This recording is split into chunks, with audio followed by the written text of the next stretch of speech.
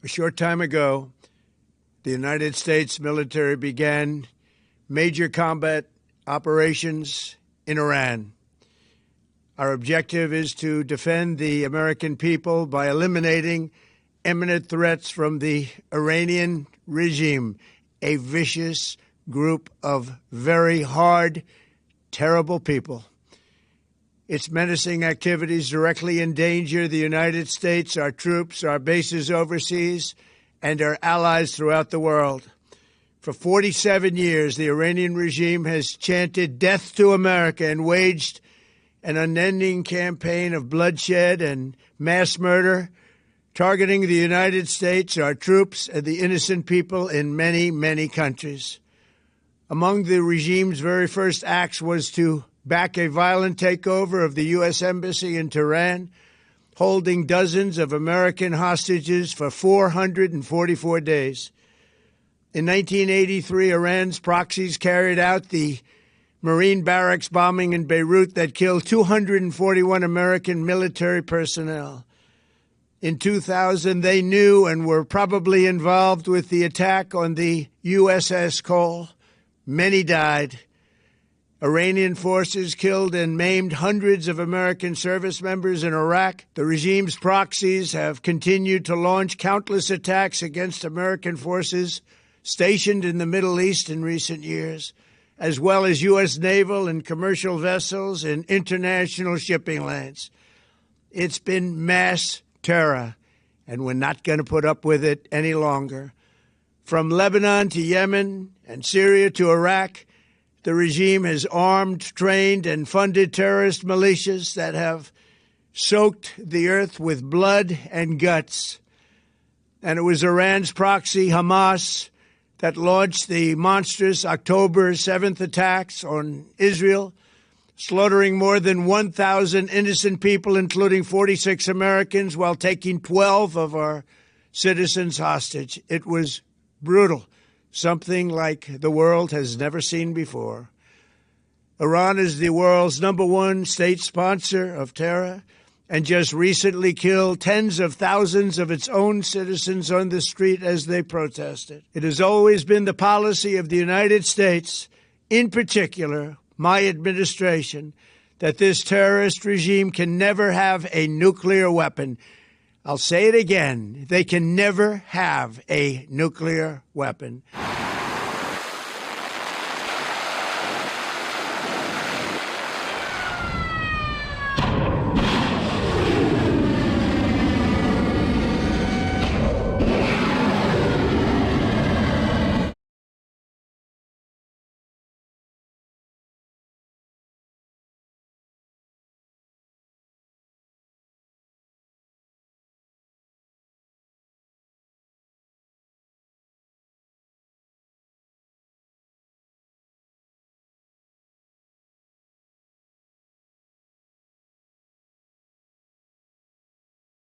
Today, Israel, together with the United States, acted to stop an existential threat to Israel, to our allies, and to global stability. When a regime chants death to Israel, death to America, we take it seriously. We believe them, and we act. Our objectives are clear. First, to eliminate the immediate threat posed by the Iranian regime. Second, to dismantle its nuclear program. Third, destroy its ballistic missile production and capabilities. Fourth, neutralize naval threats. Fifth, break the terror proxy network.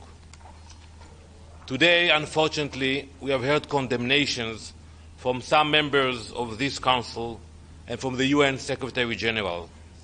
That is hypocrisy. We all know when the real escalation began.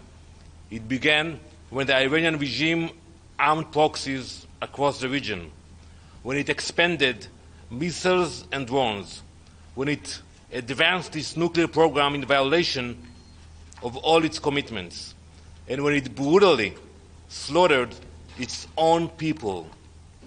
Now, Israel and the US act to prevent an irreversible and immediate threat, and the condemnation is immediate. Some call this aggression, we call it necessity. Donald Trump has launched a war on Iran. The Congress must reconvene on Monday to vote on Thomas Massie and my war powers resolution to stop this war. Trump says his goal is to topple the Iranian regime. But the American people are tired of regime change wars that cost us billions of dollars and risk our lives. We don't want to be at war with a country of 90 million people in the Middle East. Every member of Congress must go on record today on how they will vote on Thomas Massie and my war powers resolution. Frankly, while I find no joy in war, I do find relief that the United States is stepping up, that we're fulfilling our pledge to the people of Iran, that we're fulfilling our pledge to the people of the United States of America, and that we will not ever let Iran have nuclear-capable weapons. They already have the means to deliver them. They are close to having the nuclear warheads themselves. And instead of choosing to come to the negotiating table, where they've had multiple opportunities by President Trump, he's been very, I'd say, generous in his offerings to bring Iran to the table to talk about a nuclear deal that's in the best interest of the world. They chose not to. This is a war of their making. This is not an attack that we wanted, but it's one that is necessary. I was notified as a member of the Gang of Eight before the strike, but I am totally unsure about what our country's goal is in this potential war. There was no immediate threat to our country. So I believe the president has made a war of choice where he's putting our troops in harm's way. And a week or so ago, he talked about Iran's nuclear threat. Then he's talked about ballistic missiles. Now he's talking about regime change. What is the goal that is worthy enough to potentially start another endless war in the Middle East? I believe it's incumbent for the president to make the case to the American public and Congress about what our goals are. We know that our military is second to none. We need to make sure there is a clear purpose. Usually, when there's a strike, it's in reaction to something. In this case, having seen the intelligence, there is no imminent threat to our country. So I have to believe this is a war of choice by the president. This is a moment in history that requires moral clarity, and President Trump has met the moment. The most fundamental duty of any sovereign government is the protection of its people. Operation Epic Fury is directed towards specific and strategic objectives: to dismantle missile capabilities that threaten allies, to degrade naval assets used to destabilize international waters, and to disrupt the machinery that arms proxy militias, and to ensure the Iranian regime never, ever can threaten the world with a nuclear weapon. As President Trump said last night, for decades, the Iranian regime has willfully destabilized the world. It has killed American forces and citizens, threatened regional allies, and jeopardized the security of international shipping upon which the world depends. Its massive support for violent proxies, declared terrorist organizations, the Houthis, Hezbollah, Hamas, and others, has brought bloodshed and disorder across the Middle East for far too long. It is regrettable that some members of this body, in a blatant double standard, disregarded the flagrant act of aggression committed by the US and Israel on Iran and condemn Iran for using its inherent right to self-defense on the UN Charter. Mr. President, this morning the United States regime jointly and in coordination with the Israeli regime initiated an unprovoked and premeditated aggression against the Islamic Republic of Iran for the second time in the recent months, while deliberately attacking civilian populated areas in multiple large cities of Iran where millions of people reside. As a result of this brutal armed attack, hundreds of civilians have been killed and injured. The aggression and atrocious crime of the United States regime and the Israeli regime and the deliberate and persistent targeting of civilian infrastructure are going.